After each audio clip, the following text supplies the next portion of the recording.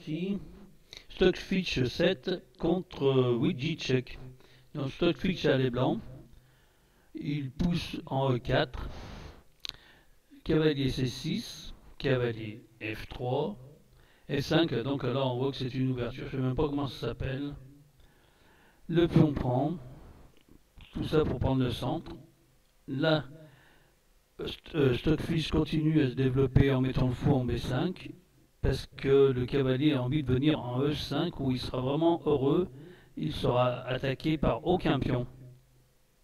Fou récupère son pion. Cavalier en E5 comme prévu. Dame en D6 qui vient l'attaquer. D4 pour soutenir. Donc on voit bien que le cavalier ne peut pas prendre parce qu'il serait échec avec le fou.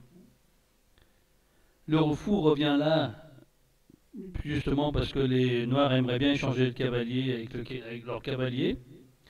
Mais les blancs prennent le cavalier, fou reprend. Roc, suite logique. Cavalier en F6, tour en E1. Le fou vient en B5, je ne sais pas ce qu'il vient faire ici. Ah, parce qu'il ne veut pas. Des fois que les blancs auraient voulu échanger leur cavalier, mais bon, non, il est trop bien là le cavalier. Le fou en F4 qui menace fortement la dame. Parce que la menace qu'il y a là, c'est que, admettons, je dis n'importe quoi, si les noirs jouent en A6, nouvelle variante. Là, les blancs vont jouer en G6. Ah, j'ai oublié de mettre sur analyse. Et donc la dame est attaquée et le cavalier protège le fou. Du fait que les blancs ont fait roc, il ne peut pas être échec. Donc la dame est obligée de se sauver et la tour est perdue. On sait qu'une tour ça vaut 5, un cavalier ça vaut 3 pions. Donc voilà pourquoi dans ce genre de menace, par rayon X, la dame doit se sauver. Donc c'est ce qu'elle va faire. La dame va en B4 pour attaquer le pion en B2, qui est une sorte de pion empoisonné. Là, les blancs continuent leur développement avec cavalier C3. Le fou va en A6 parce qu'ils ont envie de le conserver. Le fou attaque le défenseur principal des noirs, le cavalier qui est en F6.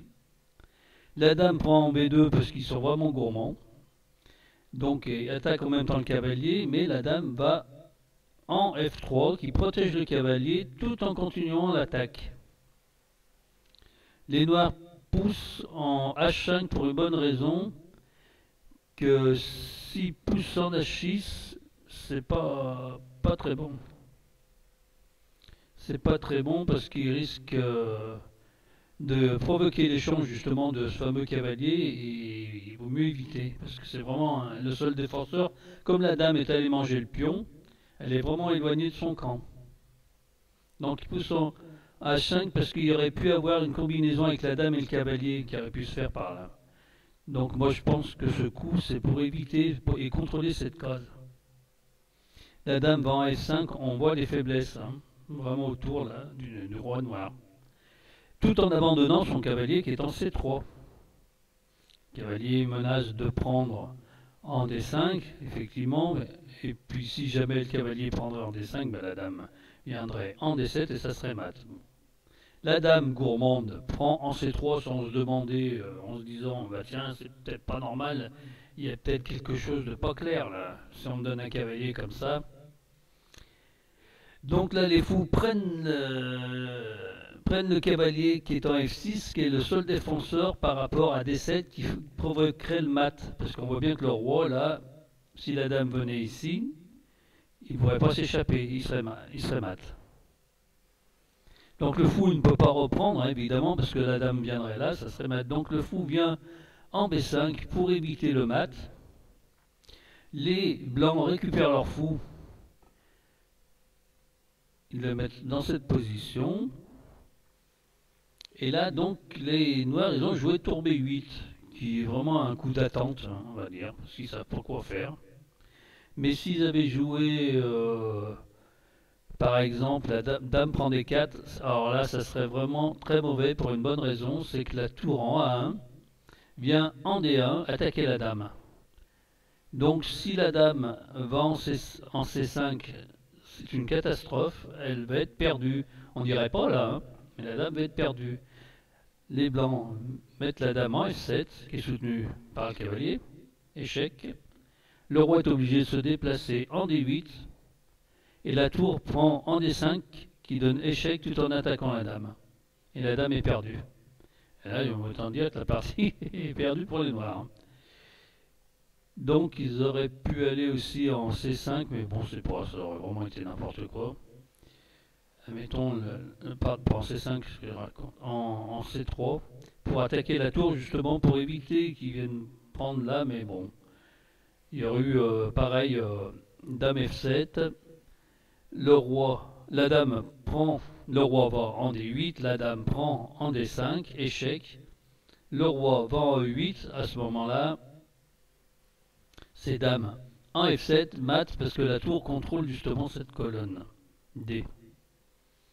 Donc là, c'est pas possible. Si elle est dans l'autre sens, roi en C8, tout simplement, dame en D8, mat. Donc voilà, dame C3, ça aurait été une grave erreur. Donc même dame C5, c'était très mauvais. Donc là, il faut vraiment pas prendre ce pion, comme quoi des fois, si on vous donne un pion, ça veut dire peut-être qu'il y a un piège derrière. Hein. Donc il faut faire vachement attention, surtout quand son roi est très mal protégé là. Il est vraiment dans une position là, le roi, il est vraiment à l'air. Hein. C'est vraiment pas bon. Donc il a joué tour B8, là, je sais pas trop quoi faire apparemment. Le cavalier vient attaquer, donc le pion E7. Il y a la tour qui tape dessus, il y a le fou qui tape dessus, il y a le cavalier qui tape dessus. Ça commence à faire beaucoup. Et la tour est en prise. Donc là, les noirs, ils jouent un coup désespéré, qui est vraiment désespéré, le fou en D7 pour attaquer la dame. Et là, justement, les blancs, ils ont un coup fantastique. Dame prend F8. Sacrifice de la dame. Tour prend F8, obligé, sinon il serait mat. Tour prend E7. Bon, oulala. Le roi est attaqué, la tour est soutenue par le cavalier. Le roi est obligé de fuir en D8. Tour en F7, échec avec le fou. Donc le cavalier est obligé d'aller en C8, ou alors, on va voir, en E8. Alors là, s'il va en E8, c'est mat immédiatement avec la tour prend en F8. Parce que le cavalier soutient la tour et contrôle cette case. La tour contrôle cette case aussi, et la tour contrôle cette case aussi. Donc même s'il part de l'autre côté, de toute façon, le roi va en C8. Là maintenant c'est le cavalier, alors là c'est vraiment joli. Hein. Le cavalier va en E7, échec. Le roi est obligé de revenir en D8, il n'a pas le choix.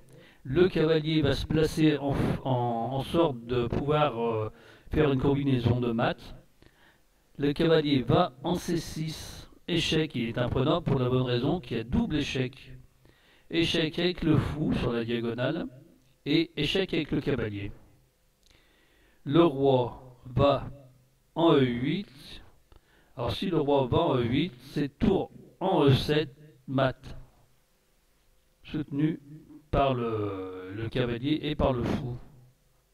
Si le roi va en C8, alors là c'est très joli. Cavalier prend A7 tout simplement, mat.